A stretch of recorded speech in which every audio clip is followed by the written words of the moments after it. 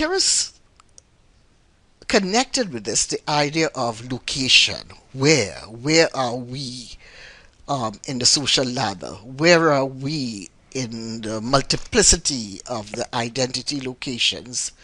Um, Social location, therefore, becomes something else we need to define. And from the many definitions I found on the web, I chose this one because I thought that it was very reflective of all that we need to think about in this course. It says, social location, the groups people belong to because of their place or position in history and society. All people have a social location, that's true, and it is defined by some of the things we talked about in the last presentation: gender, race, social class, age, ability, religion, sexual orientation, and one's geographic location, where you come from, where you are located now. Um, the important thing is to understand that membership in each of these confers a certain set of social roles, and the roles carry rules or regulations. In order to belong, you have to be able to be seen to be following those rules or regulations. But it also gives one a sense of power. Remember I said that, Canada, even though we recognize all religions as equal, etc., there's a certain power in Christianity, all right? So power as well, and privilege, or lack of it, which heavily influence our identity and how we see the world. So social location is an important, topic, and you need to look very closely at the definition, because how we experience the world is very much dependent on our social location. So, as a reflection question, I didn't put a question mark on the end, but it might be good for us to ask, how can one's in-group identity locations influence how we view people unlike ourselves, or those who belong to the same group or groups we associate with? You see, that is just the issue. The in-group that we belong to, we tend to share certain value systems. We may even share what we look like.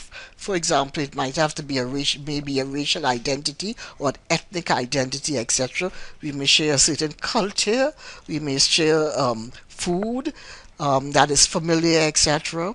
So the question is how our locations in that in-group or in those in-groups, how can they influence how we see or judge people who are on the outside, others in that group? So we're leading up to the topics like discrimination and prejudice, etc., that are really, really important. So that's a good question, all right, for our reflection.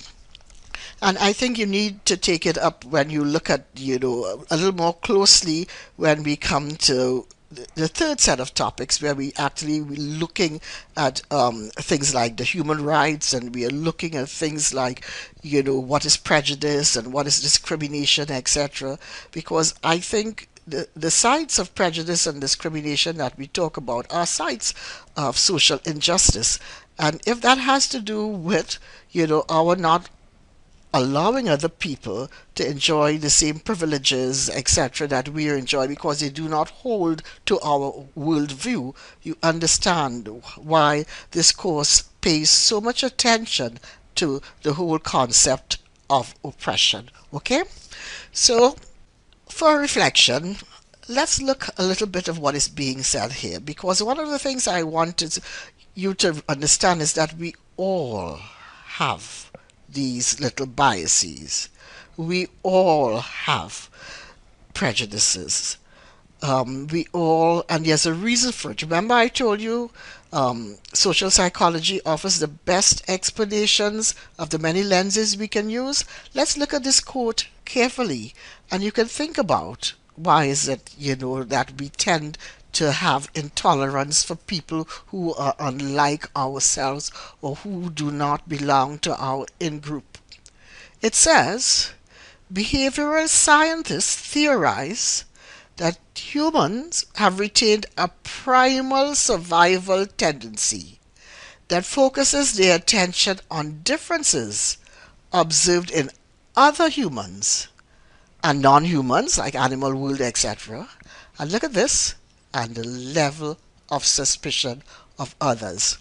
I believe it's one of the firms who does surveys on a large scale, but I don't recall which firm now, but they do a lot of extensive Canadian surveys, and every year they do a survey asking Canadians who would they like to live as neighbors next to them, and you're supposed to rank.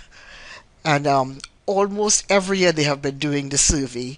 You get the ranking, people would say Western Europeans, and they will go down and down until at the bottom, the ones they will rank are, black people, people who, from Muslim countries, etc. Obviously reflecting the suspicions, all right, of people who are unlike yourself. So, and it's very useful. I wish, perhaps I'll try to get that study and bring it up for you. But it's so significant to see that, we just kind of suspect anybody who appears to be different.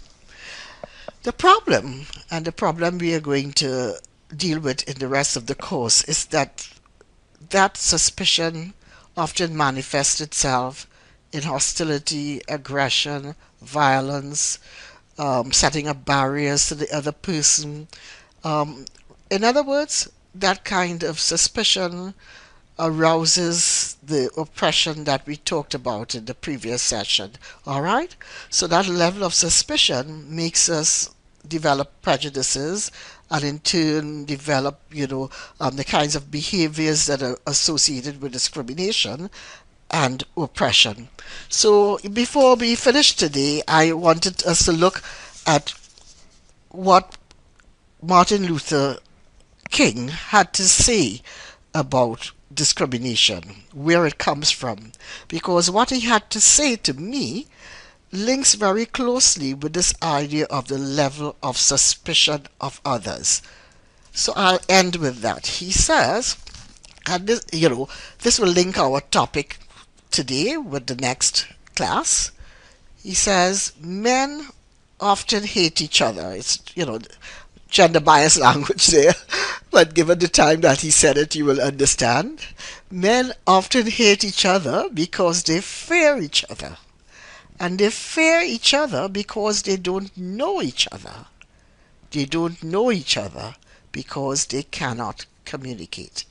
So, in other words, that level of suspicion that we talked about in the previous slide, that level of suspicion makes one so afraid.